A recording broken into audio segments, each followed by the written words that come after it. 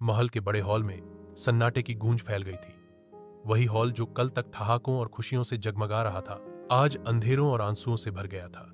दुर्लभ राजकुमारी नीरा फर्श पर अर्ध मृत अवस्था में पड़ी थी। उसका चेहरा पीला, सांसें टूटती हुई और हाथ कांपते हुए, जैसे जीवन की डोर हर लम्हे कमजोर होती जा रही हो। एला और बादशाह दोनों बेबस खड़े थे। उनकी आंखों से आंसू बह रहे थे, जबकि मलिका बार बार चीखकर दरबारी हकीम को बुला रही थी। लेकिन सबसे ज्यादा अजीब कैफियत शहजादा कायल की थी। उसका दिल, जो कल तक खुशियों से भरा था, आज किसी खौफनाक सच्चाई के दहाने पर खड़ा था। कायले ने धीरे धीरे अपने कदम नीरा की ओर बढ़ाए। वह झुककर उसके करीब आया और उसका हाथ थाम लिया। उसकी उंगलियों में ठंड उतर चुकी थी। कायले की आंखों में नमी भर गई। वह धीमी आवाज में बोला, क्यों तुमने मेरे सामने यह कुर्बानी दी? यह जहर तुम्हारे लिए नहीं था। एला ने अपनी रूंधी हुई आवाज में कहा, यह जहर मेरे लिए रखा गया था। नीरा ने अपनी बहन के लिए जान देने का फैसला किया। यही उसका दिल है, पवित्र और निस्वार्थ। ये शब्द कायल के दिल में बिजली की तरह गिरे। अचानक उसके जहन में वो लम्हे तेजी से आने लगे जब लायरा ने उसके कान में जहर घोला था। उसने कहा था कि एला तखत के पीछे भाग रही है, कि नीरा भी कोई खुफिया चाल चल रही है। मगर अब सच उसके सामने था। वो सब झूठ था। कोयल के माथे पर पसीना आ गया। उसकी मुट्ठी भिंच गई।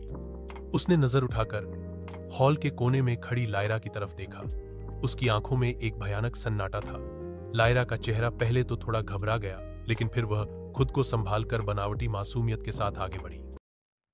मैंने कुछ नहीं किया। लायरा की आवाज में कपकपी थी, लेकिन वह बहादुरी का नकाब पहनने की कोशिश कर रही थी। यह कोई साजिश है। कोई दुश्मन हमारे बीच घुस आया है। मुझे झूठा मत समझो कायल। मैंने तुमसे कभी फरेब नहीं किया।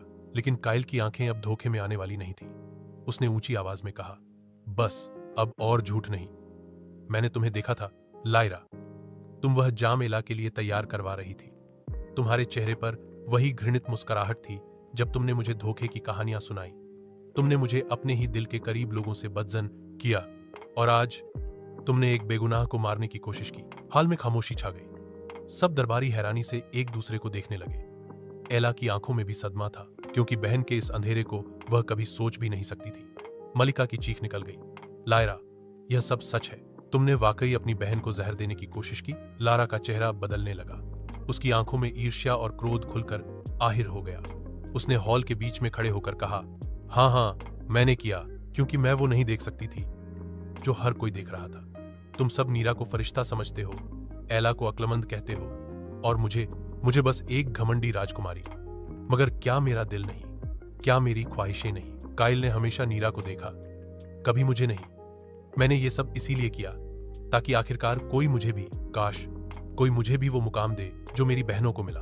यह स्वीकारोक्ति पूरे दरबार पर बिजली बनकर गिरी। बादशाह के चेहरे पर गुस्से की लाली छा गई। वह दहाड़ते हुए बोले, लायरा, तुमने न केवल अपनी बहनों के साथ गद्दारी की, बल्कि सल्तनत की इज्जत को भी दांव पर लगा दिया। मोहब्बत। कायल आगे बढ़ा। उसकी आवाज में दुख और गुस्से की लर्जिश थी। लायरा, अगर तुमने सच में मुझे चाहा होता तो कभी अपनी बहन की जान लेने की कोशिश न करती। तुम्हारी मोहब्बत खुदगर्ज है, और ऐसी मोहब्बत सिर्फ तबाही लाती है। आज के बाद तुम्हारी जगह यहां नहीं।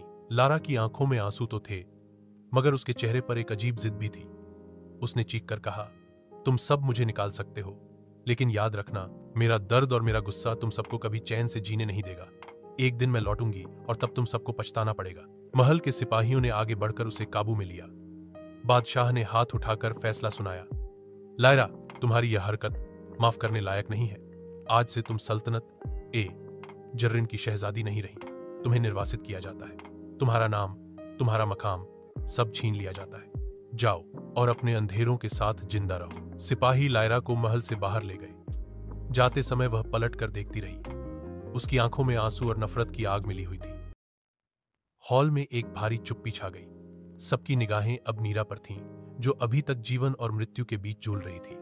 कायल ने उसका हाथ थामकर धीमी आवाज में कहा, मैं तुम्हें खोने नहीं दूंगा नीरा। तुमने अपनी बहन के लिए कुर्बानी दी है, अब मैं तुम्हारे लिए अपनी जान की बाजी लगाऊंगा।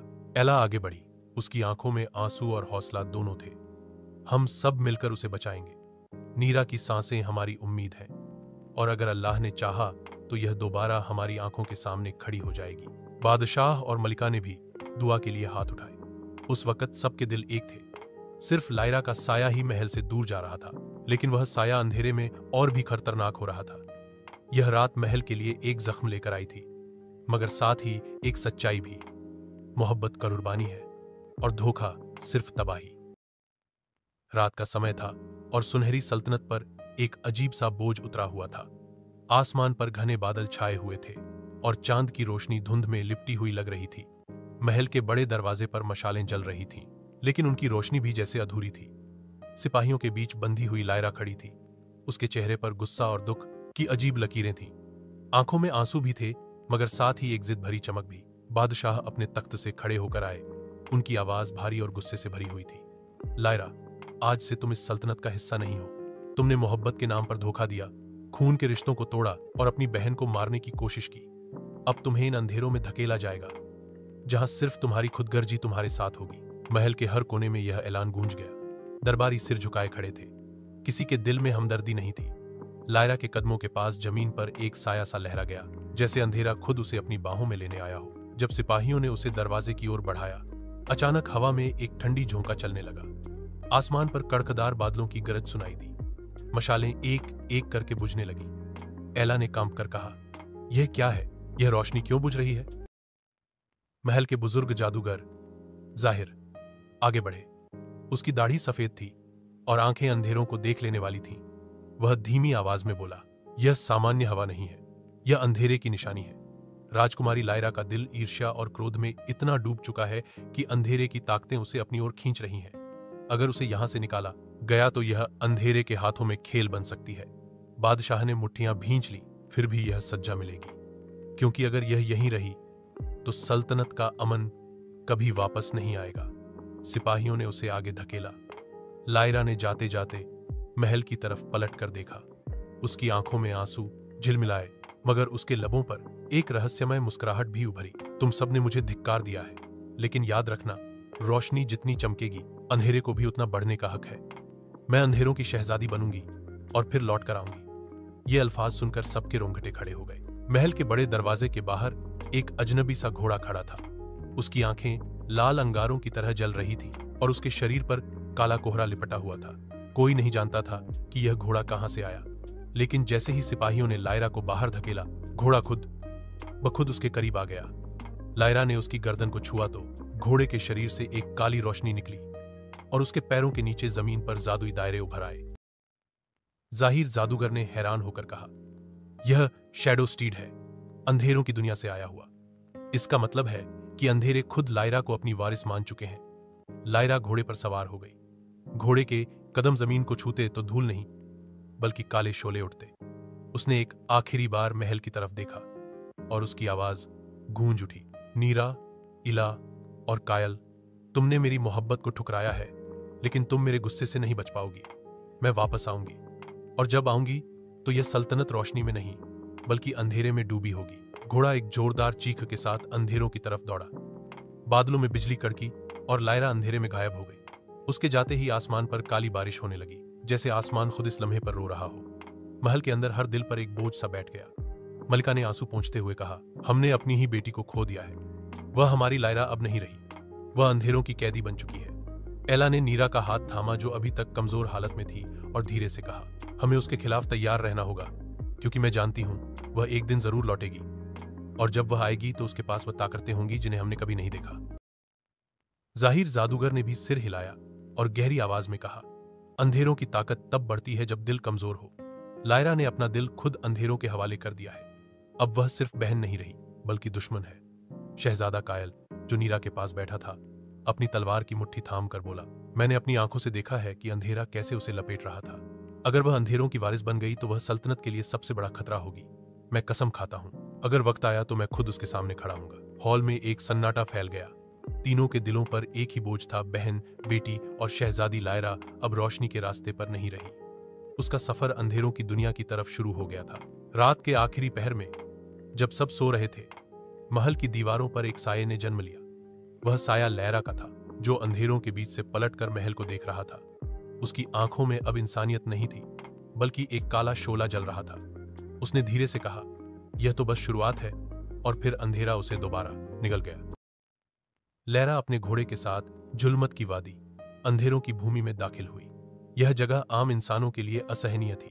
आसमान हमेशा काला रहता, जमीन पर अजीबोगरीब कांटेदार पौधे उगे थे और हर तरफ एक ऐसी खामोशी छाई थी जो दिल को दहला देती थी। हवा में एक सरसराहट की सरगोशी गूंजती रहती, जैसे अंधेरों के भूत लगातार बातें कर रहे हों। लायरान का शैडो स्टीड इस घाटी में प्रवेश करते ही परस्कून हो गया, जैसे यह जगह उसका अपना घर हो। घोड़े के कदमों के नीचे से उठने वाले सियाह शाले जमीन को नहीं जलाते थे, बल्कि इसके अंदर जधब हो जाते थे। लायरा ने घोड़े की गर्दन पर हाथ रखा और धीरे से कहा, यहाँ की शांति, यह मुझे अजीब सुकून देती है, जैसे यह अंधेरे मुझे गले लगा रहे हों। अचानक एक ठंडी हवा का झोंका आया। लायरा के सामने धुंध से एक लंबा साया उभरा।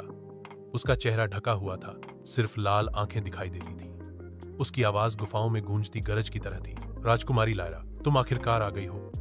रोशनी ने तुम्हें ठुकरा दिया, लेकिन अंधेरों ने तुम्हें अपना वारिस मान लिया है। लायरा ने बिना डरे कहा। और तुम कौन हो? साया आगे बढ़ा। उसका शरीर धुंध की तरह हिल रहा था। मैं अजहैल हूं, अंधेरों का प्राचीन रक्षक। सदियों से रोशनी और अंधेरों के बीच जंग जारी है। तुम रोशनी की शहजादी थीं, मगर तुम्हारे दिल का जहर तुम्हें हमारी तरफ ले आया। तुम वो चाबी हो जिसका हमें इंतजार था। लियारा की आंखों में एक शोला सा भड़क उठा। तो तुम मुझे जादू सिखाओगे, ताकि मैं उन सब से बदला ले सकूं जिन्होंने मुझे धिक्कारा? अजाहिल के लबों पर एक भयानक मुस्कुराहट उभरी। नहीं लायरा, मैं तुम्हें सिर्फ जादू नहीं दूंगा, मैं तुम्हें वह ताकत दूंगा जो बादशाहतों को राख कर सकती है। लेकिन इसके लिए तुम्हें अपने दिल को पूरी तरह से अंधेरों के हवाले करना होगा। कोई पछतावा, कोई प्यार, कोई रोशनी का एहसास बाकी नहीं रहना चाहिए। लारा ने एक पल के लिए चुप्पी साध ली। फिर उसकी आंखों में नीरा की छवि उभरी। वह क्षण जब सबने उस पर शक किया था और उसके दिल में नफरत की आग भड़क उठी। मेरा दिल पहले ही अंधेरों का है, मुझे शक्ति दो। आजहिल ने अपने हाथ आसमान की ओर उठाए। काली बिजली कड़कने लगी और जमीन पर एक दायरा रोशन हो गया, लेकिन रोशनी सफेद नहीं, काली थी। लायरा दायरे के अंदर कदम रखते ही कांप उठी। उसके शरीर में सर्दी और गर्मी एक साथ दौड़ने लगी।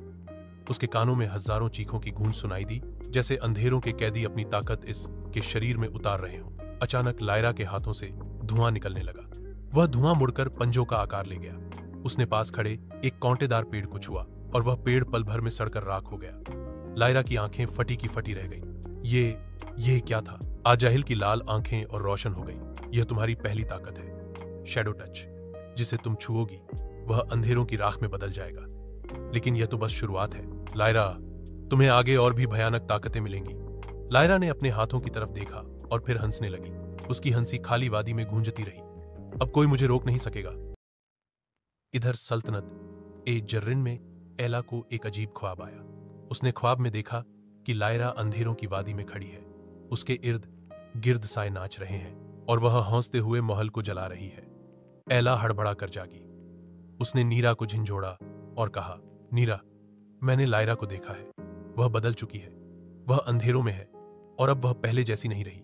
नीरा के चेहरे पर खौफ की लकीरें उभरी।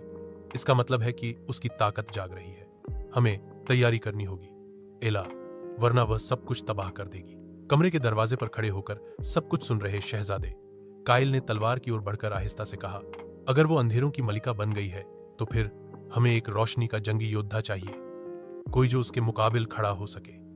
वादी ए झुलमत में आजहील ने लायरा को एक आखिरी बात कही, जब प्रकाश और अंधकार टकराएंगे एक ही साम्राज्य बचेगा, या तो प्रकाश का साम्राज्य या अंधकार की रानी। तैयार हो जाओ लायरा, तुम्हारा समय आने वाला है। लायरा ने सिर उठाया। उसकी आंखों में अब प्रकाश नहीं बल्कि पूर्ण अंधकार झलक रहा था। मैं सिर्फ रानी नहीं, मैं बदला हूं। रात की काली चादर ने सुनहरी सल्तनत को ढक रखा था। महल के ऊंचे मीनारों पर मशालें जल रही थीं, लेकिन हवा में एक अजीब सा भयानक सन्नाटा छाया हुआ था। पक्षी भी शांत थे और कुत्ते भी भौंकना भूल गए थे। एला खिड़की के पास खड़ी थी और नीचे के अंधेरों को देख रही थी। उसका दिल बार बार धड़क रहा था, जैसे किसी तूफान का इंतजार कर रहा हो। अचानक बादलों को चीरती हुई बिजली चमकी और मीन हिल गई। पहाड़ की चोटी पर एक साया नुमादार हुआ। वह लायरा थी। उसके इर्द गिर्द अंधेरों के गुलाम घूम रहे थे और उसके शैडो स्टेट के कदमों से मीन में शोले उठते जा रहे थे। उसका लिबास अब काला और सलेटी धुंध से ढका हुआ था और उसकी आंखों में सिर्फ अंधेरे थे का जहर भरा हुआ था। लियारा ने हाथ उठाया। आकाश में बादलों ने घूमकर एक भंवर बनाया और उसमें से काली बिजली की कड़कें गिरने लगी। महल के दरवाजे पर पहरा देने वाले सिपाही घबरा गए। एक ने चिल्लाते हुए कहा, वह वह राजकुमारी ल्यारा है, लेकिन यह कैसी भयानक सूरत हो गई है। लारा ने ठहाका लगाया। उसकी आवाज इतनी गहरी थी कि पत्थरों तक को हिला दे। सुनहरी सल्तनत, वह सल्तनत जिसने मुझे ठुकराया, जिसने मुझे झूठा और गद्दार कहा, अब तुम पर अंधेरों का पहला वार होगा। उसने अपने हाथ से शैडो टच की लकीरें महल की दीवार की ओर फेंकी। काले पंजेनुमा धुएं ने दीवार से टक्कर मारी और पल भर में पत्थर सड़कर राख बन गए। महल की दीवार का एक हिस्सा गिरकर धूल में बदल गया। सिपाही चीखते हुए भागने लगे। अंदर नीरा और ईला ने यह मंजर देखा। नीरा ने फौरन अपनी जादुई किताब खोली और एक रक्षात्मक मंत्र पढ़ना शुरू किया। उसके शब्द रोशनी की किरणों में बदल गए और महल के इर्द गिर्द एक सुरक्षात्मक घेरा बन गया। लायरा ने घेरा देखा तो हंसी। कमजोर रोशनी, यह अंधेरों को कैसे रोक सकेगी? उसने हाथ से इशारा किया। उसके साए गुलाम आगे बढ़े और हिसार से टकराए। हिसार चमका, लरजा और कुछ लम्हों तक रुका रहा, लेकिन फिर एक हिस्से से टूट गया। गुलाम अंदर घुस गए और महल के सहन में हमला करने लगे। उनके जिस्म मिट्टी की तरह धुंधले थे, लेकिन वह जिसे भी छूते उसके जिस्म से जान खींच लेते। सिपाही जमीन पर गिरकर बेजान होते जा रहे थे। एला ने तलवार उठाई और दौड़कर आंगन में आ गई। उसने एक गुलाम पर वार किया, लेकिन तलवार उसके शरीर से पार हो गई जैसे वह धुआं हो। एला हैरान रह गई। गुलाम ने वार करने की कोशिश की, लेकिन ऐन वक्त पर नीरा की रोशनी की किरण उस पर पड़ी और वह धुआं चीखता हुआ विलीन हो गया। एला, ये साये सिर्फ रोशनी से जल सकते हैं, तलवारें उन पर असर नहीं करेंगी, नीरा ने चिल्लाया। एला ने सिर हिलाया। उसने अपनी तलवार पर नीरा के मंत्र की रोशनी लपेट ली। अब तलवार चमकने लगी। उसने दोबारा वार किया और गुलाम को काट डाला। वह राख बन गया, लेकिन उसी लम्हे लायरा अपने शैडो स्टीड पर सवार होकर हिसार के अंदर दाखिल हुई। उसकी आमद के साथ ही रोशनी का हिसार मुकम्मल टूट गया। सहन में अंधेरों की फिजा छा गई। नीरा ने कांपते हुए कहा, यह लायरा नहीं रही, यह अंधेरों की मलिका है। लायरा घोड़े से उतरी और आगे बढ़ी। उसकी निगाह एला पर जा रुकी। तुम इला, तुम वो हो जिसे सब ने सच्चाई का ताज पहनाया, लेकिन तुम्हारा ताज आज अंधेरों की खाक में मिलेगा। एला आगे बढ़ी और कहा, लायरा, संभल जाओ, तुम हमारी बहन हो, अंधेरे के धोखे में ना आओ। लेकिन लायरा के चेहरे पर सिर्फ नफरत थी। बहन? तुमने कभी मुझे बहन नहीं समझा। तुमने मुझे झूठा कहा। तुमने मुझे अकेला छोड़ा। अब बहन नहीं, सिर्फ दुश्मन बाकी है। उसने शैडो टच से एक काला पंजा बनाया और एला पर फेंका। एला ने मुश्किल से अपनी रोशनी से तलवार आगे करके वार रोका।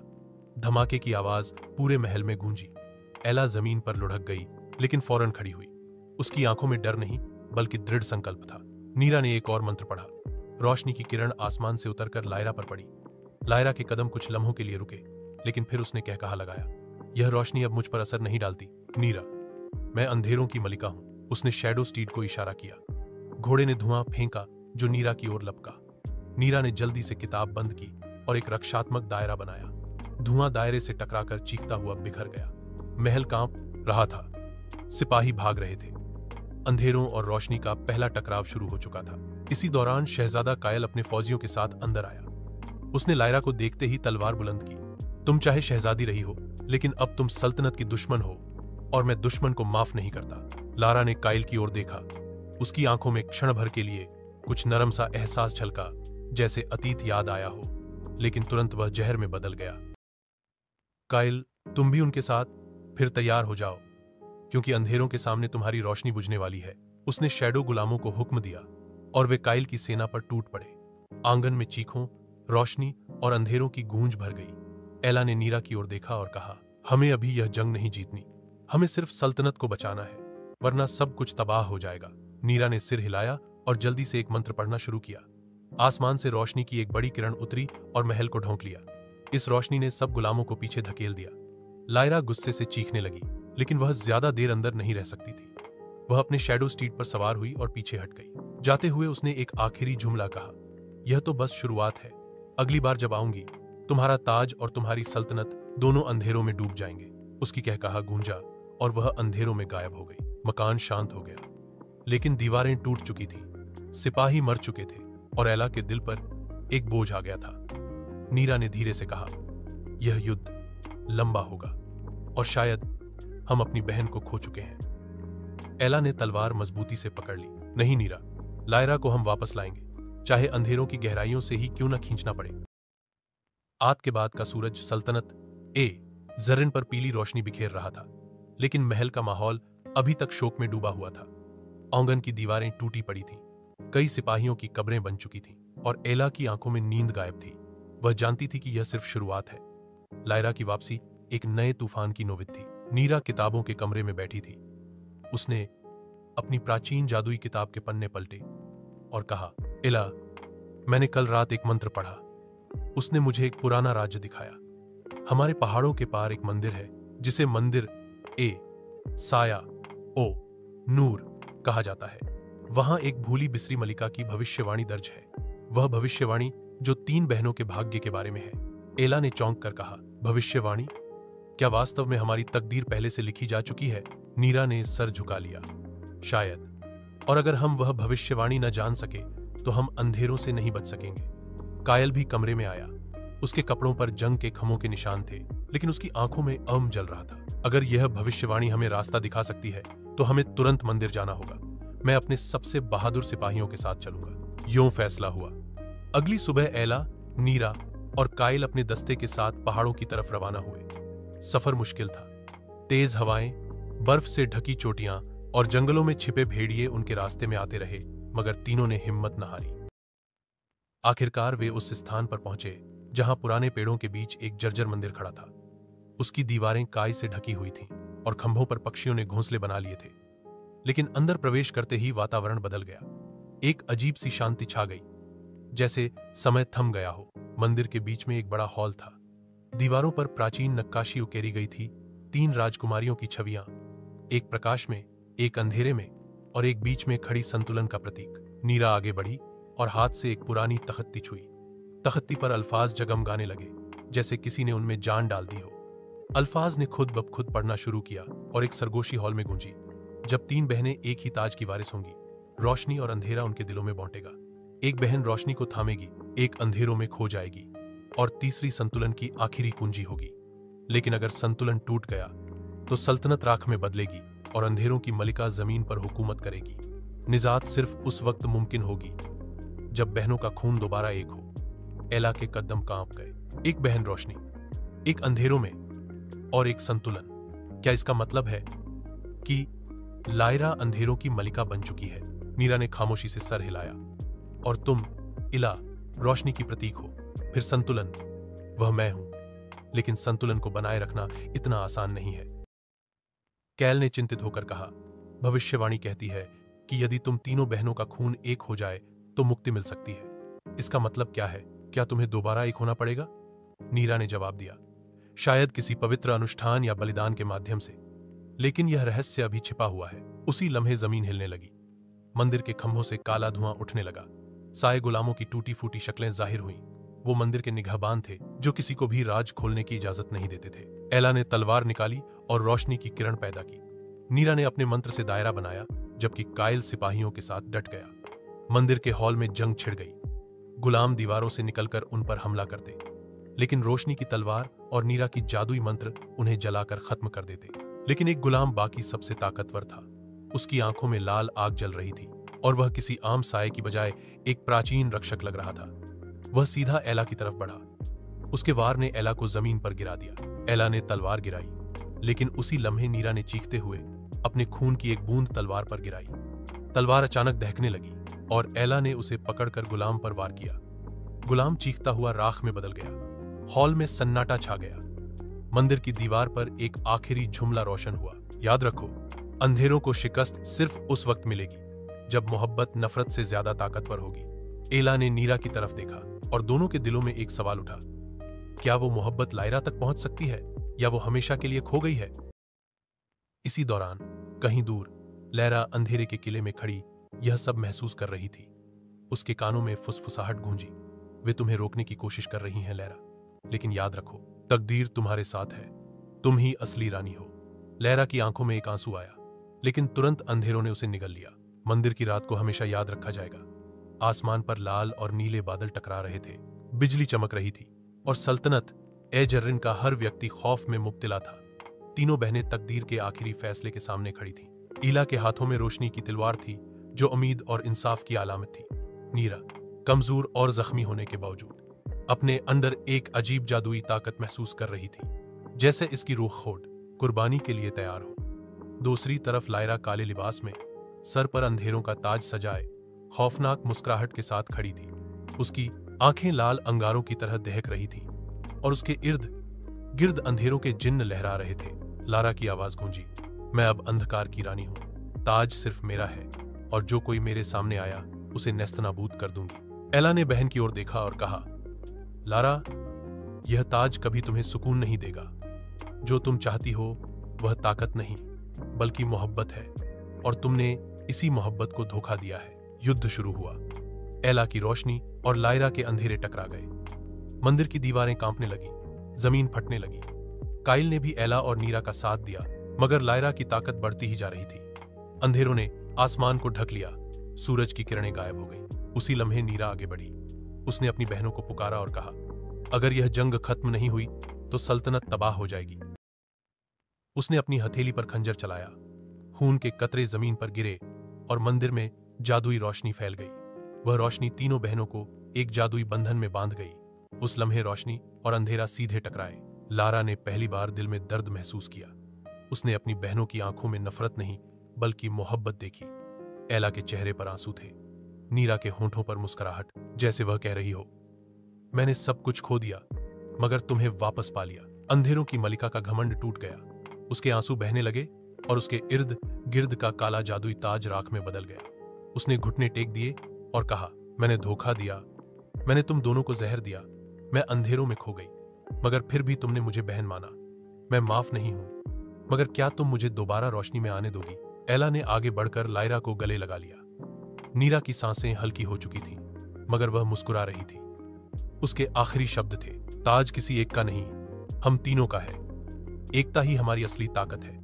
इसके बाद नीरा की आंखें बंद हो गईं। एला और लायरा ने चीख मारकर अपनी बहन को थामा, मगर उसी लम्हे मंदिर की जादुई ताकत ने नीरा की रूह को रोशनी में बदल दिया। वह रोशनी आसमान की तरफ उठी और पूरे अंधेरों को खत्म कर दिया। सल्तनत पर सूरज दोबारा चमकने लगा। लोग खुशी से झूम उठे। एला ने सल्तनत की हुकूमत संभाली, इंसाफ और मोहब्बत के साथ। लायरा ने अपनी बाकी जिंदगी नदामत और वफादारी में गुजारने का वादा किया, और नीरा हमेशा एक जिंदा रोशनी की सूरत सल्तनत पर नजर रखती रही। इस तरह कहानी का अंत धोखे, गद्दारी और अंधेरों से निकलकर मोहब्बत, कुर्बानी और एकता की रोशनी पर हुआ।